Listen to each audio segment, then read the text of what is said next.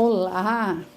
Espero que todos estejam bem com a graça de Deus e que possamos aproveitar este instante para aprendermos um pouco mais sobre o Evangelho segundo o Espiritismo decodificado por Allan Kardec.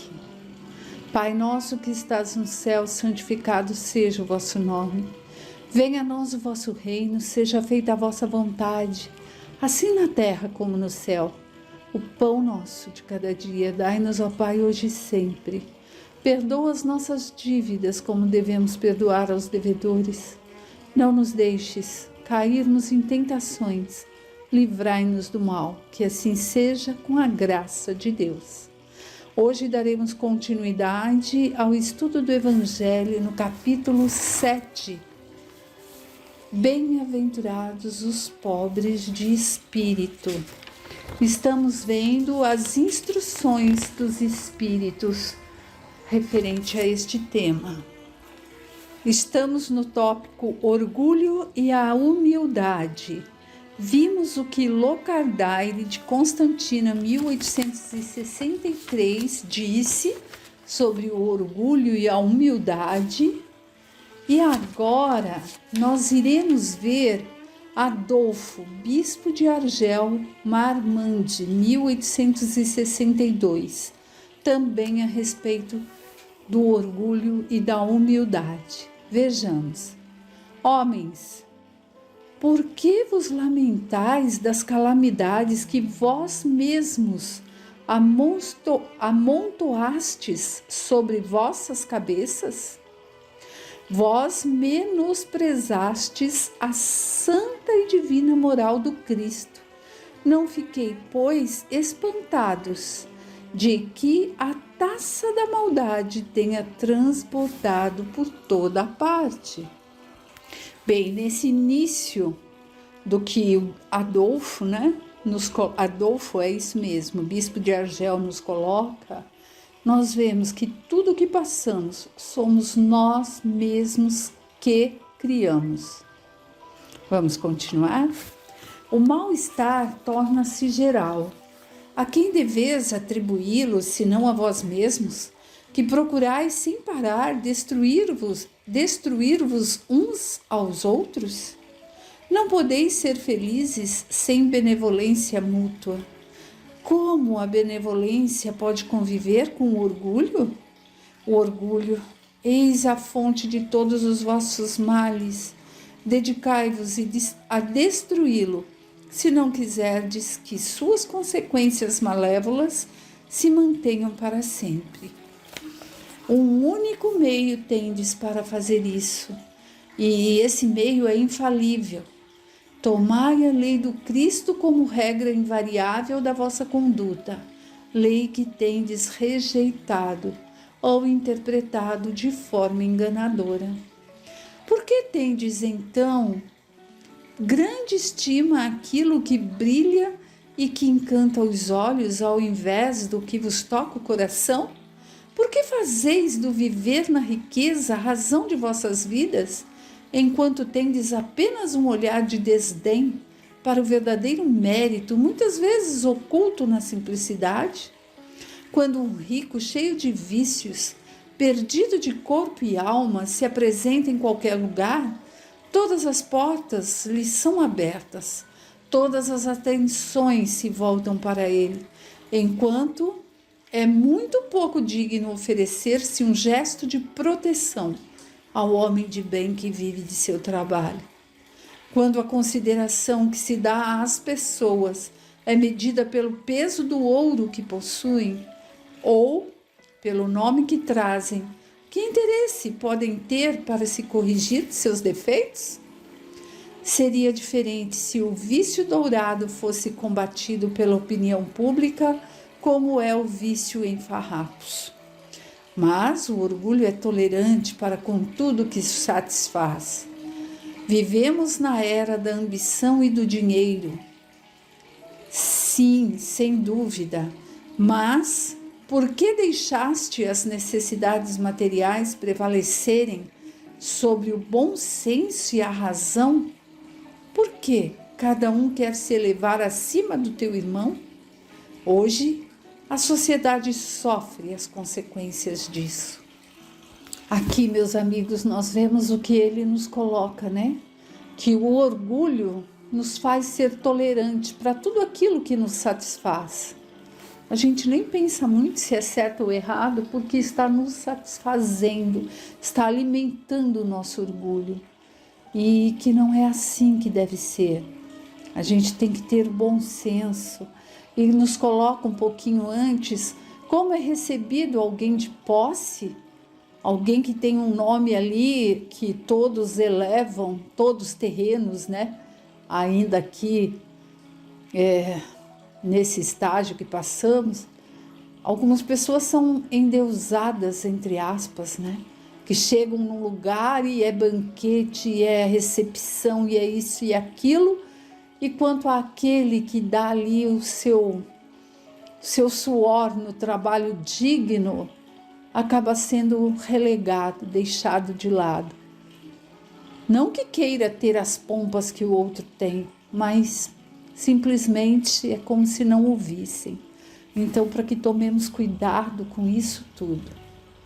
Não esqueçais que um tal estado de coisas é sempre um sinal de decadência moral.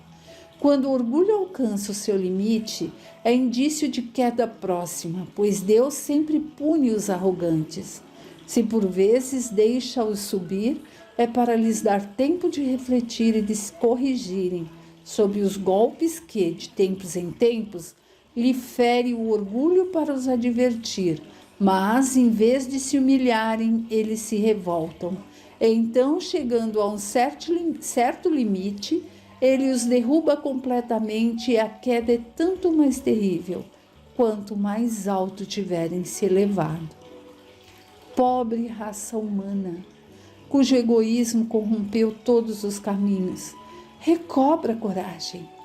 Em sua misericórdia infinita, Deus envia um poderoso remédio a teus males, uma ajuda inesperada à tua aflição. Abre os olhos à luz, eis de volta as almas daqueles que se foram, e vem te lembrar dos teus verdadeiros deveres. Elas te dirão, com a autoridade da experiência, que as vaidades e as grandezas de tua existência passageira, gente, pela terra, são pouca coisa diante da eternidade.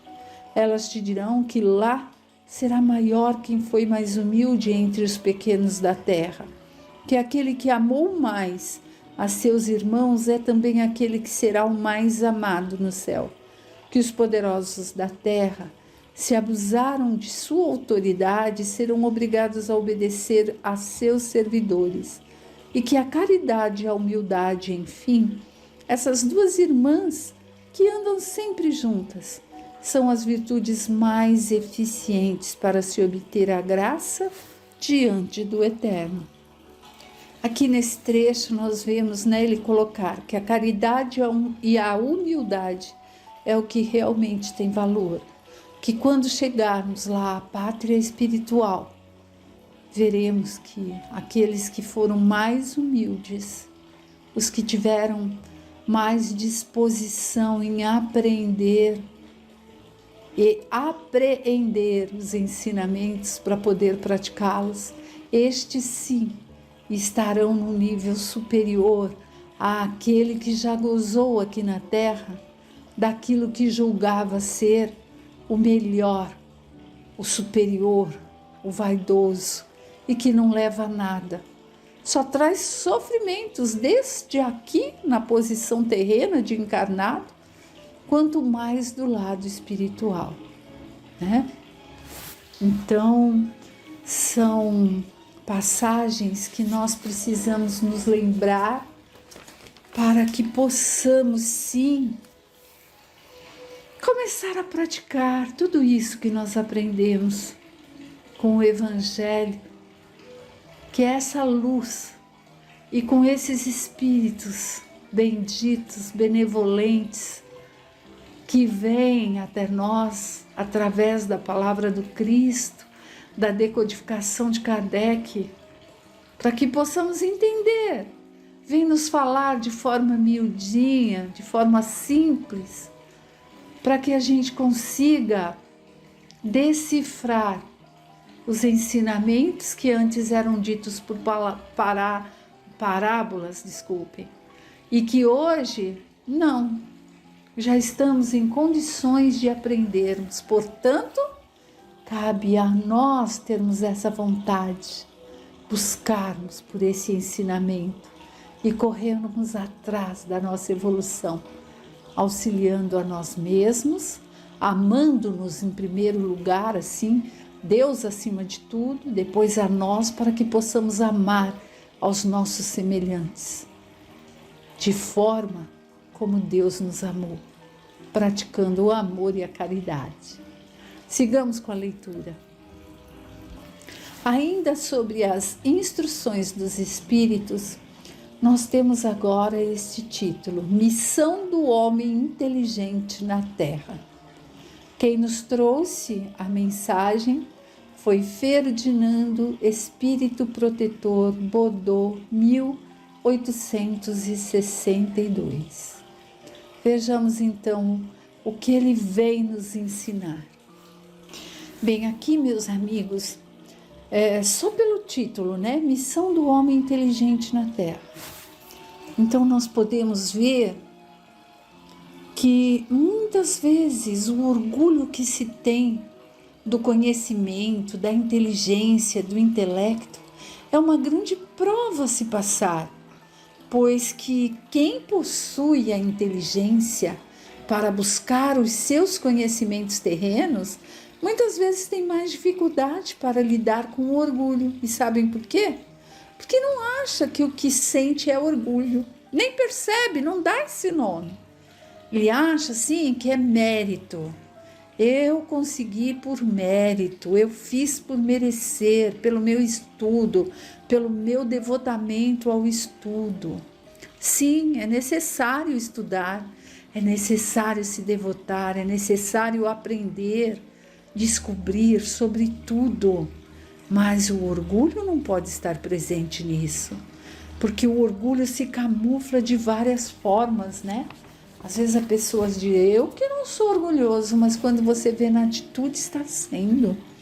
Então nós precisamos muito estudar, buscar, aprender, mas sermos humildes, sabermos que a inteligência foi dada por Deus para que possamos ajudar no desenvolvimento aqui no nosso planeta, e não para que façamos disso um meio de subir num pedestal. Mas vamos à leitura. Não vos orgulheis do que sabeis, pois esse saber tem limites bem estreitos no mundo que habitais. Mesmo supondo que sejais uma das intelectualidades na terra, não tendes nenhum direito de vos envaidecer por isso. Se Deus vos fez nascer no meio onde pudestes desenvolver vossa inteligência, foi porque Ele quis que fizesseis uso dela para o bem de todos. Esta é uma missão que Ele vos dá ao colocar em vossas mãos um instrumento que a ajuda da qual podereis desenvolver, a vosso modo, as inteligências mais atrasadas e conduzi-las a Deus. A natureza do instrumento não indica o uso que dele se deve fazer? A enxada que o jardineiro coloca nas mãos de seu aprendiz não lhe mostra que ele deve cavar? E que diria se esse aprendiz, ao invés de trabalhar, levantasse sua enxada para atingir seu mestre? Dirias que é horrível e que ele merece ser expulso. Pois bem, assim ocorre com aquele que se serve de sua inteligência para destruir a ideia de Deus e da providência entre seus irmãos. Ele ergue contra seu mestre a enxada que lhe foi dada para limpar o terreno. Terá assim o direito ao salário prometido? Ou merece, ao contrário, ser expulso do jardim? Ele o será, não há dúvida, e carregará consigo existências miseráveis e repletas de humilhações, até que se curve diante daquele a quem tudo deve. Então, meus amigos, a inteligência é um instrumento e deve ser usado em benefício do outro e não um instrumento de orgulho, ainda mais quando se usa dessa inteligência para falar mal de Deus, porque muitos se acham tão espertos, tão inteligentes que negam a existência de Deus. Como pode, né, Deus ser tão poderoso? E num dos estudos que eu estive fazendo, a pessoa que estava palestrando, ela diz assim, que Einstein diz, né? Deus não joga dados, que Deus, ele criou as leis universais para que elas regessem o mundo.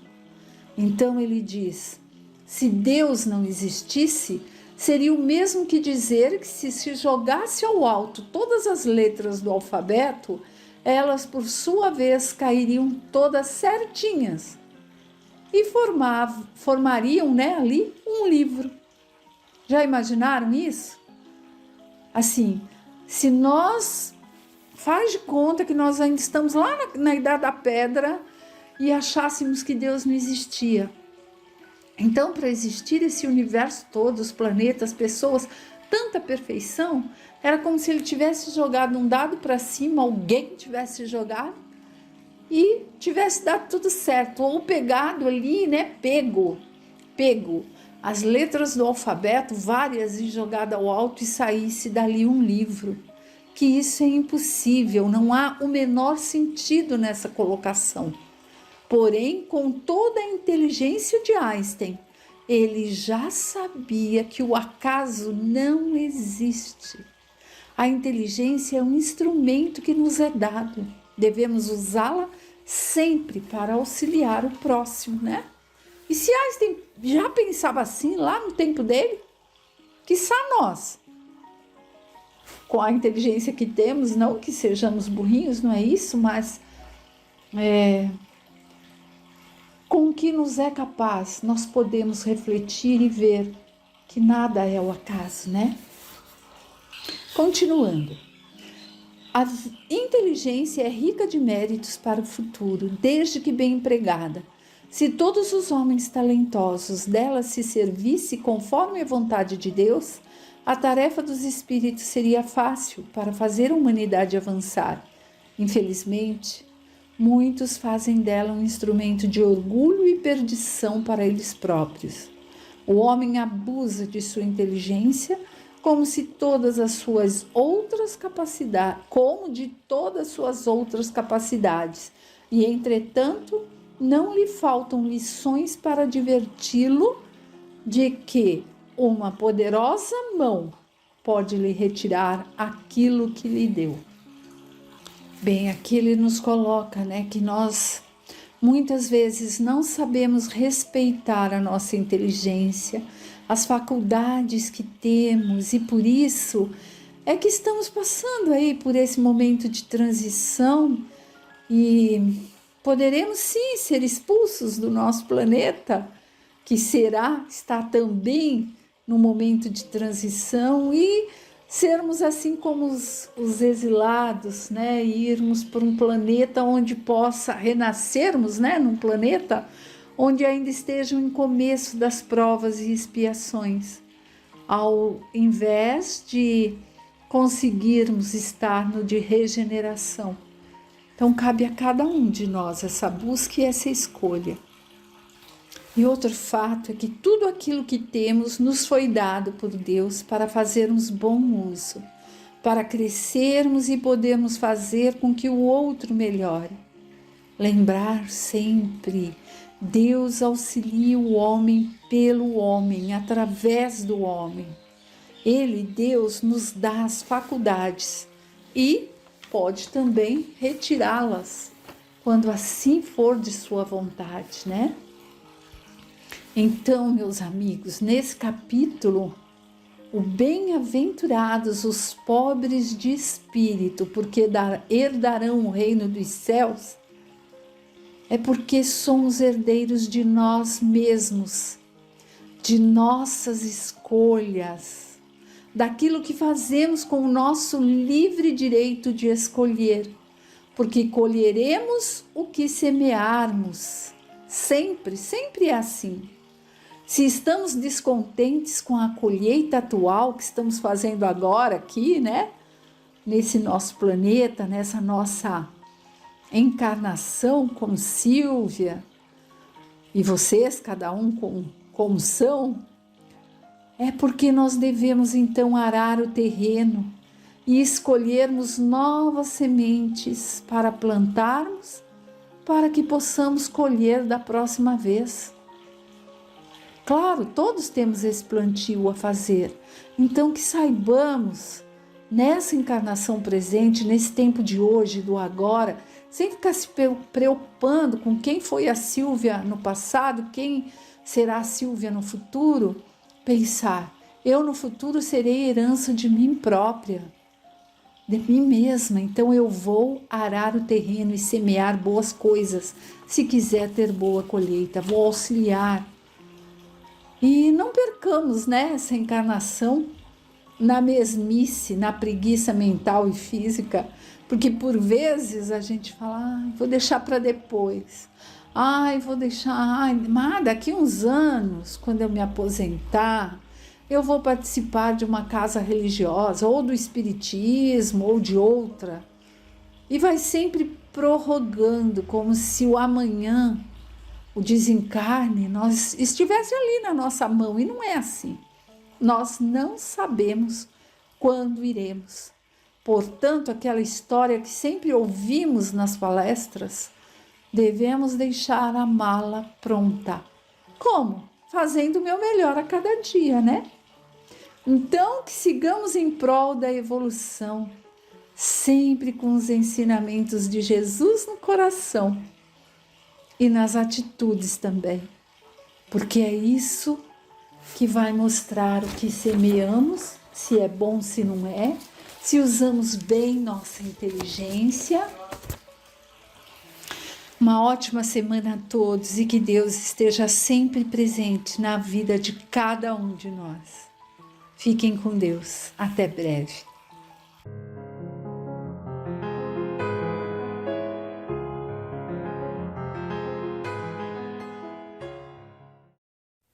Vamos lá, queridos companheiros, pedindo a Deus e a Jesus o amparo para mais uma leitura do Livro dos Espíritos por Allan Kardec para nossa compreensão.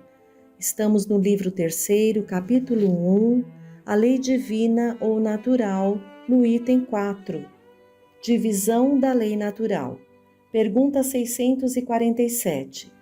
Toda a lei de Deus está encerrada na máxima do amor ao próximo, ensinada por Jesus?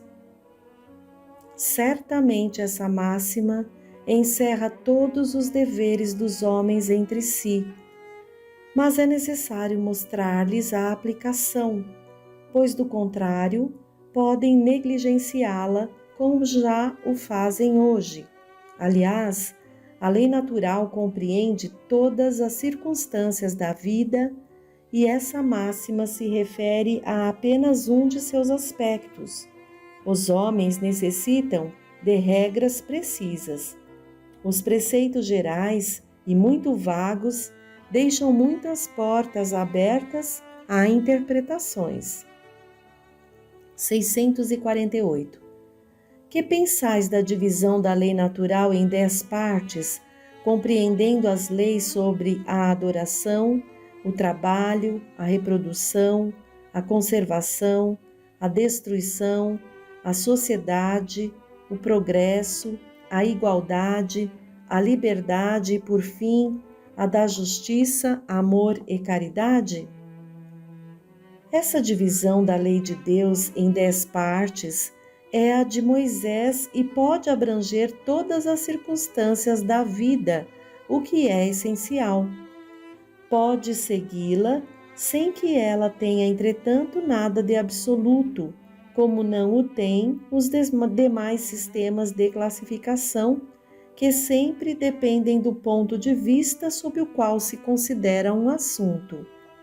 A última lei é a mais importante. É por ela que o homem pode avançar mais na vida espiritual, porque ela resume todas as outras. Bom, nós vamos estar exatamente indo ao capítulo 2 para esmiuçar cada um desses itens, a qual essa última pergunta aqui fala sobre essa questão desses assuntos referente às leis, adoração, trabalho, e vamos lá. No capítulo 2 seguinte, nós vamos começar pela lei de adoração. Item 1, finalidade da adoração. Pergunta 649. Em que consiste a adoração? É a elevação do pensamento a Deus. Pela adoração, o homem aproxima de Deus a sua alma. 650. A adoração é o resultado de um sentimento inato ou produto de um ensinamento? Sentimento inato como o da divindade. A consequência de sua fraqueza leva o homem a se curvar diante daquele que o pode proteger. 651. Houve povos desprovidos de todo sentimento de adoração? Não, porque jamais houve povos ateus. Todos compreendem que há acima deles um ser supremo. 652. Pode-se considerar a adoração como tendo sua fonte na lei natural? Ela faz parte da lei natural porque é o resultado de um sentimento inato no homem. Por isso, a encontramos entre todos os povos, embora sob formas diferentes. Então, vemos aqui nesse primeiro item, finalidade da adoração, que fica claro, em nos reportando as leis de Moisés, o primeiro mandamento, amar a Deus sobre todas as coisas. E aqui, através das perguntas e respostas, Kardec nos esclarece que é um sentimento nato nosso, do ser humano, adorar a Deus, ao ser superior, Mesmo nas nossas mais primitivas condições, havemos de reconhecer ou sentir, como dizem aqui, que há um ser superior aqui. Então, todos os povos têm esse sentimento, é um sentimento inato. E dá para a gente compreender bem isso porque somos filhos desse Deus, Somos filhos, nascemos, cada um de nós fomos criados por Deus, simples e ignorantes, por isso ainda essa dificuldade de a gente compreender muitas vezes as coisas tão simples. Imagine em encarnações passadas, em povos mais primitivos, como era essa situação, mas ainda assim tínhamos e temos o sentimento inato da adoração, de um ser superior a nós. Continuando, item 2, adoração exterior. 653. A adoração necessita de manifestações exteriores? A verdadeira adoração é a do coração. Em todas as vossas ações, pensai sempre que o Senhor vos observa. 653A. A adoração exterior é útil? Sim, se não for um vão simulacro. É sempre útil dar um bom exemplo, mas os que o fazem só por afetação e amor próprio, e cuja conduta desmente a sua aparente piedade, dão um exemplo antes mal do que bom, e fazem mais mal do que supõem. 654. Deus tem preferência pelos que o adoram desta ou daquela maneira? Deus prefere os que o adoram do fundo do coração com sinceridade, fazendo o bem e evitando o mal, aos que pensam honrá-lo através de cerimônias que não os tornam melhores para os seus semelhantes. Então vejam que aqui deixa claro que não é a forma exterior a que devemos utilizar achando que isso vai ser agradável a Deus, não são os rituais, a forma das palavras e tudo mais, mas sim essa intenção pura e sincera de reconhecer a Deus e de tudo que a gente for fazer, pensar: Deus Pai está me olhando, deixa eu caprichar em cada ação, observar que cada pensamento meu, eu não vou ter vergonha de tê-lo, porque Deus Pai está ali olhando. Em tudo que eu diga, pensar que Deus possa estar me ouvindo e faça também. Aí é a medida certa para a gente adorar direitinho. Aqui continua, essa resposta continua assim, olha. Todos os homens são irmãos e filhos do mesmo Deus, que chama para ele todos os que seguem as suas leis, qualquer que seja a forma pela qual se exprimam. Aquele que só tem a aparência da piedade é um hipócrita. Aquele para quem a adoração é apenas um fingimento e está em contradição com a própria conduta, dá um mau exemplo. Aquele que faz profissão da adoração ao Cristo e que é orgulhoso, invejoso e ciumento, que é duro e implacável com os outros ou ambicioso dos bens mundanos, eu vos declaro que só tem a religião nos lábios e não no coração. Deus, que tudo vê, dirá: aquele que conhece a verdade é 100 vezes mais culpável do mal que faz do que o selvagem e ignorante, e será tratado de maneira consequente no dia do juízo. Se um cego vos derruba ao passar, vós os desculpais, e com razão. Não pergunteis, pois, se há uma forma de adoração mais conveniente, porque isso seria perguntar se é mais agradável a Deus ser adorado numa língua do que em outra. Digo-vos ainda uma vez, os cânticos não chegam a ele senão pela porta do coração. Isso que havíamos então comentado, né? Então que a gente possa lembrar disso que os espíritos estão respondendo aqui a Kardec. Tudo que pensarmos, falarmos e fizermos, lembrarmos de oferecer a Deus, lembrarmos de que Deus nos vê, nos observa e sabe tudo.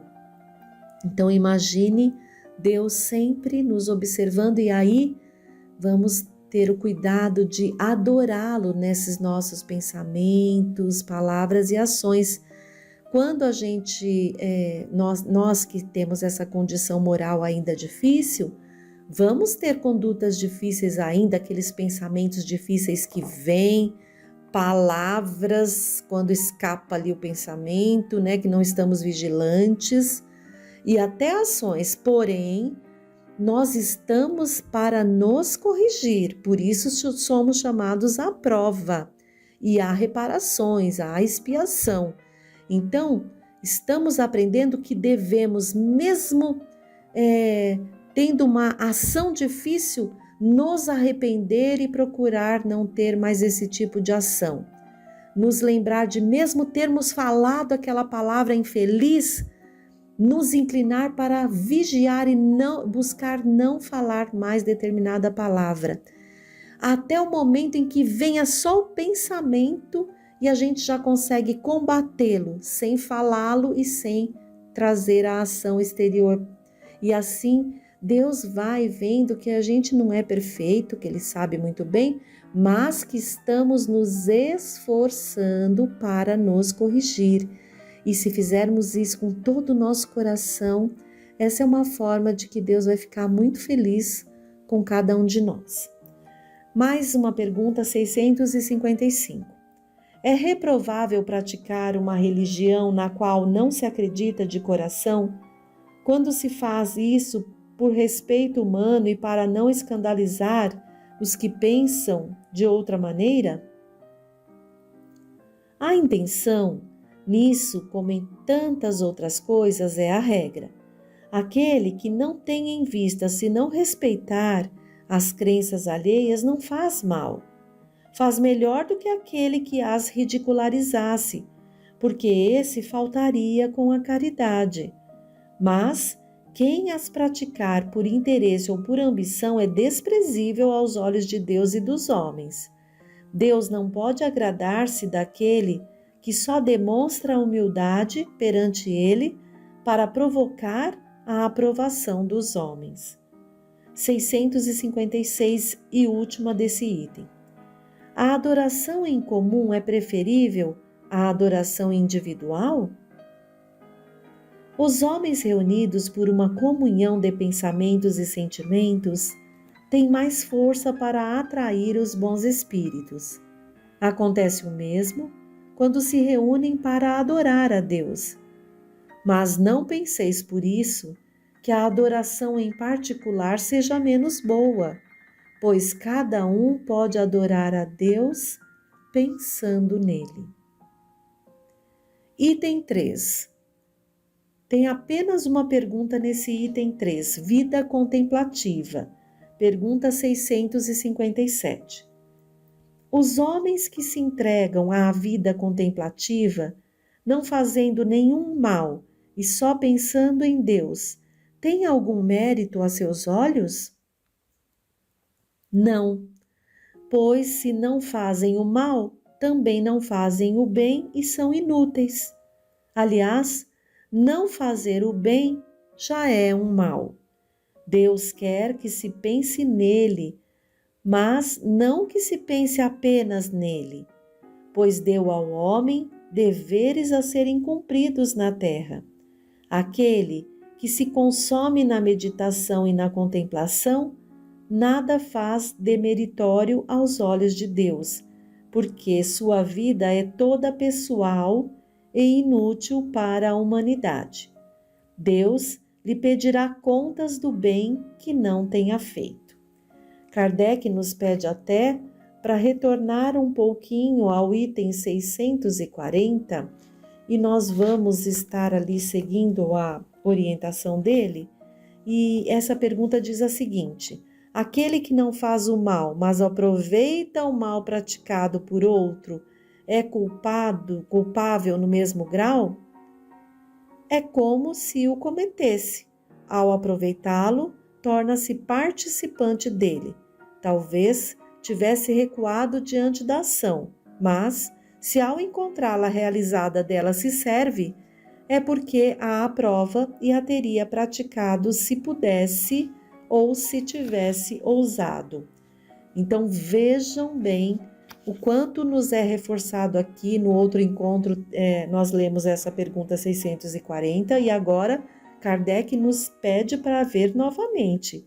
Então, não fazer o mal é uma coisa boa, mas se aproveitar do mal que outra pessoa fez, aí já não é. Aí já é fazer o mal também. Então, precisamos estar muito atentos à nossa conduta sempre. E aí vamos ao item 4 da prece, 658.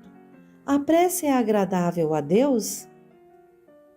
A prece é sempre agradável a Deus quando ditada pelo coração, porque a intenção é tudo para Ele. A prece do coração é preferível à que podes ler, por mais bela que seja, se a leres mais com os lábios do que com o pensamento. A prece é agradável a Deus quando é proferida com fé, fervor e sinceridade. Não creiais, pois, que Deus seja tocado pelo homem vão, orgulhoso e egoísta, a menos que a sua prece represente um ato de sincero arrependimento e de verdadeira humildade. Então, essa primeira pergunta desse item já é para nós um alerta, porque muitas vezes vamos ali fazer a prece preocupado com as palavras bonitas e não é isso que é agradável a Deus.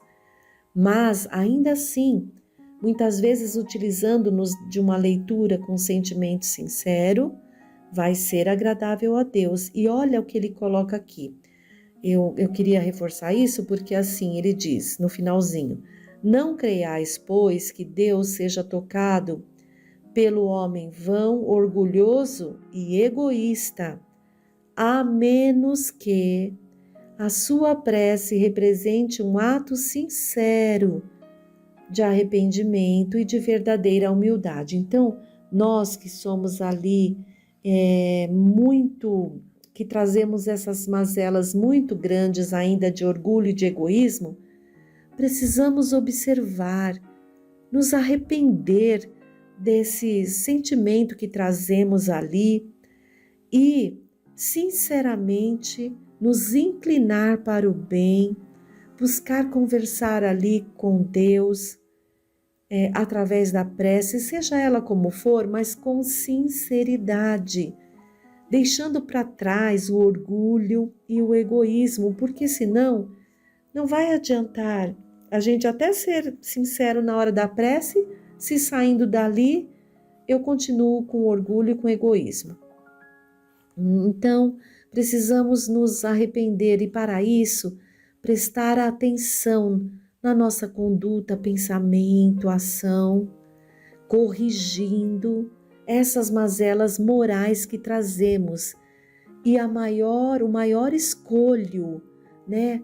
O que mais nos entrava ao progresso, ali a conduta de exemplificarmos também os ensinamentos do Cristo, é justamente porque trazemos ainda muito arraigado em nós esse egoísmo, esse orgulho, vaidade, que são sentimentos o qual temos que ir deixando. Graças ao bom Deus, temos essa doutrina maravilhosa, esse codificador tão amoroso que nos trouxe esses estudos todos para que possamos compreender, para que não haja dúvida sobre os ensinamentos ali que Jesus veio exemplificar a cada um de nós. E então que possamos aproveitar muito essas oportunidades, nos corrigir a cada segundo, lembrar que Deus está nos olhando. Olha lá o meu filho, como ele está na prova. Deixa eu ver como que ele está enfrentando as dificuldades, se está blasfemando, reclamando, ou se está buscando em mim a força para seguir com paciência os ensinamentos do Cristo, o Filho maior, que é o nosso irmão, que veio ali para nos auxiliar nessa caminhada. Um grande abraço a todos e até o próximo encontro.